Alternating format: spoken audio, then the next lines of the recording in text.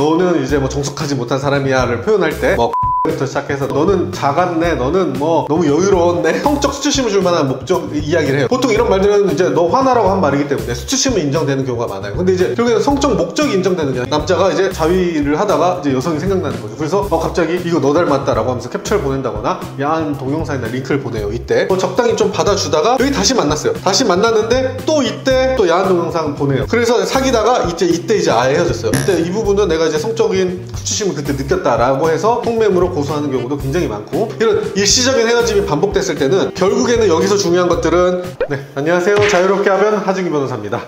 저희가 이제 통매음 사건을 전문으로 하다 보면 예전에는 이제 게임에서 하거나 아니면은 모르는 상대한테 한 메시지로 인해서 통매음으로 피소당하는 경우가 많았는데, 요즘에는 연인인 사이였거나 아니면은 뭐 그냥 파트너 간이었던 사이, 알던 사이에서 통매음으로 피소당한 경우가 굉장히 많고, 이 경우가 또 굉장히 무혐의를 받기가 일반 사건에 비해서 더 까다로워요. 잘못되는 경우에 처분받는 경우가 많기 때문에, 만약에 연인 사이였거나 아니면은 뭐 파트너 간이었거나 이런 지인 사이에서의 통매음이 있을 경우에는 이 점을 꼭 명심하셔라, 이런 것들을 저희가 말씀드리도록 하겠습니다. 일단은 통매음은 성폭법 제13조에 따라서 2년 이하의 징역 또는 2천만 원 이하의 벌금에 처하는 성범죄에 해당합니다. 그래서 만약에 통매음으로 내가 벌금이 받으면 성범죄자가 되기 때문에 그런 것들을 조금 명심하셔야 되고, 통매음은 자기 또는 타인의 성적을 만족시킬 목적으로 타인에게 성적 수치심을 주는 경우에 성립을 해요. 그래서 크게 보면은 성적 목적이 있어야 되고 성적 수치심이 있어야 됩니다. 모르는 사람한테 성적 목적이 있어서 수치심을 줄 바라면 당연히 성립하는 건데, 문제는 최근에 서로 사귀던 사이인 연인이나 아니면 그냥 뭐 성관계를 하는 파트너나 이런 가벼운 사이에서 갑자기 통매음으로 고소하고 고소당하는 경우가 굉장히 늘어나고 있어요. 어떤 경우가 가장 많냐? 1번은 싸운 경우예요. 싸우는 경우. 연인이었는데 일시적으로 싸우거나 뭐 파트너인데 일시적으로 싸운 경우에 뭐 상대가 바람을 폈다거나 이렇게 이제 욕을 하죠. 그래서 욕에 나오는 종류 중에 하나가 너는 이제 뭐 정숙하지 못한 사람이야를 표현할 때 뭐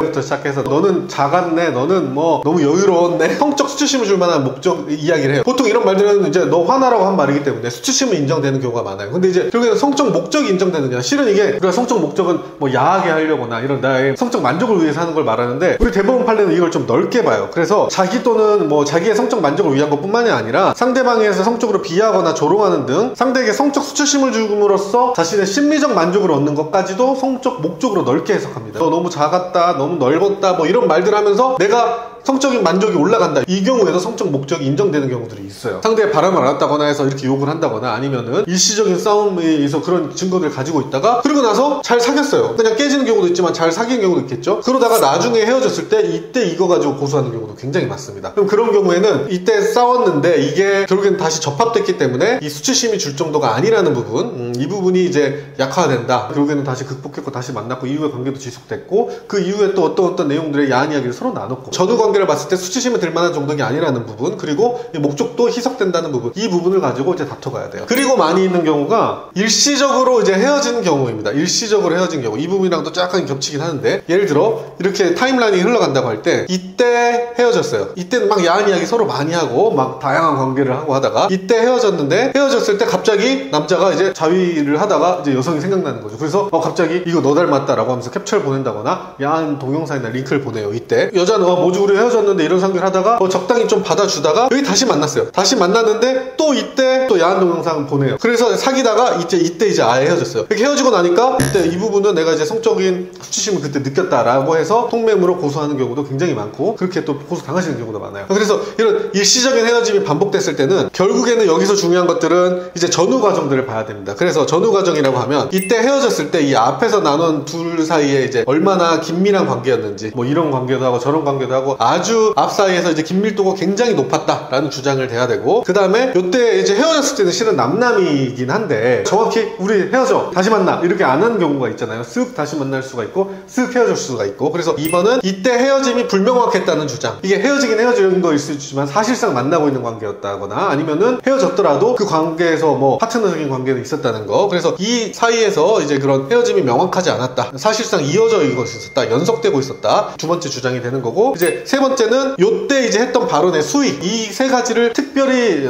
집중해서 이제 공략을 해야 됩니다. 그래서 이 전체적인 긴밀도나 이때 했던 거에 비하면 요거는 되게 뭐 요 정도는 할 수 있는 발언 아닌가? 이게 일반인들 사이에서는 엄청 커 보이는 발언이라고 하더라도 우리들 사이에서 이거는 별거 아니었다는 그런 주장으로 이거를 방어해야 되는 거죠. 반대로 고소하는 입장에서는 우리 사이가 뭐 긴밀했거나 이런 건 맞지만 이때는 명확하게 헤어져 있어서 이때는 아예 남남이었는데 나한테 자기 오직 성적 목적으로 해서 이걸 보냈고 그래서 내가 그때 굉장히 성적 수치심을 느꼈고 수치심을 특별히 강조해야 됩니다. 세 번째는 평상시에 하던 거에 수위를 훌쩍 뛰어넘었다. 이런 식의 주장으로서 통명을 고소하거나 고소당하는 경우가 있어요. 예를 들어 이제 연인이나 파트너가 아니라고 하더라도 서로 키스만 하는 사이였는데 갑자기 가슴을 만졌다고 주장한다거나 이런 거랑 비슷하게 서로 이제 이런저런 이 정도 야한 이야기만 하는 거였는데 갑자기 여기에서 막 너무 심한 야동을 보내거나 짤을 보내거나 아니면은 갑자기 뭐 너 목줄을 채우고 싶어라든가 전혀 하지 않은 뭐 BDSM적인 내용들을 보내거나 일반인이 하지 않는 굉장히 강한 이 수위를 넘어서는 거를 보내서 내가 성적 수치심을 느꼈다 이런 것도 이제 고소하는 경우들이 있어요. 근데 이제 이런 거는 사이 좋을 때는 하지 않죠. 그렇지만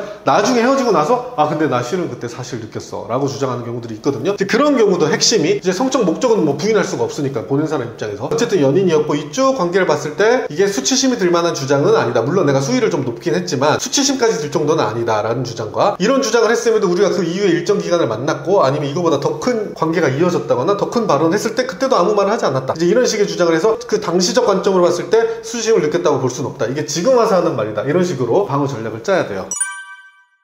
특히나 중요한 거는 증거 자료들을 얼마나 잘 모았느냐예요. 보통 남자분들 같은 경우는 헤어지면 에이씨 꼴보기 싫어하고 지워버리는 경우가 많은데 그러면은 중요한 도구를 잃어버린 거거든요. 그래서 지우지 마시고 그걸 꼭 확보하시고 없다고 하면 포렌식 등 다양한 절차를 좀 확인해 보시고 또 아니라고 하면 있는 거 가지고 최대한 이걸 주장할 수 있는 소스들이 없는지 그런 것들을 좀 변호사 상담을 받으시는 게 좋고 아 내가 우리 사귀던 사이인데 뭐 이게 뭐 되나요? 경찰서 그냥 가시면은 그냥 딱 맞고 오기 딱 좋거든요. 그래서 범의 아가리로 들어갈 때는 이런 것들을 준비하셔가지고 억울하게 처벌받는 일이 없도록 그렇게 준비하시기 바라겠습니다. 네, 감사합니다.